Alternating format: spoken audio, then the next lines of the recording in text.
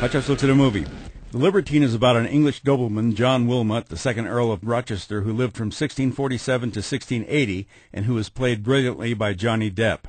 The film covers only the last 5 years of the life of this man who was known at the time as the Wicked Earl because of his excessive ways, wildly extravagant life, atheism, and obscene poetry. You see, he was a favorite of King Charles II, played by John Malkovich, who has unreasonable expectations of Rochester. The king tells Rochester, "Give me a major work of literature. Elizabeth had her Shakespeare, you shall be mine."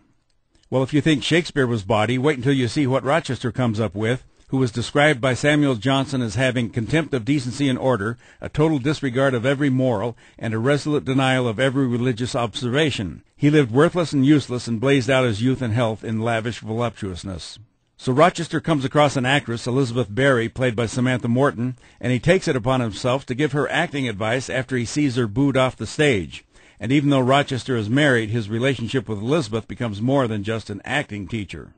Rochester is a self-professed cynic of what he calls this golden age, but the people in the living conditions look more like squalor than anything else, and yet all the wigs and dandified clothing worn by the nobility make it difficult to identify who the characters are. Anyway, Rochester isn't afraid to make fun of the king, and the first performance of his play is a disaster, causing Rochester to go into hiding, where eventually his licentious ways catch up with him, even though he says, "I must always exceed or else I feel like I'm not alive."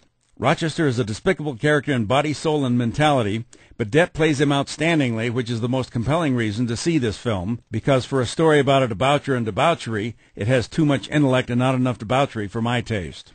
Interestingly enough, both Marlon Brando and Hunter S. Thompson are named in the closing credits. The Libertine shows that nothing exceeds like excess, but the only reason to see this film is Johnny Depp's performance. I'm Dan Culberson, and this is Hot Shot.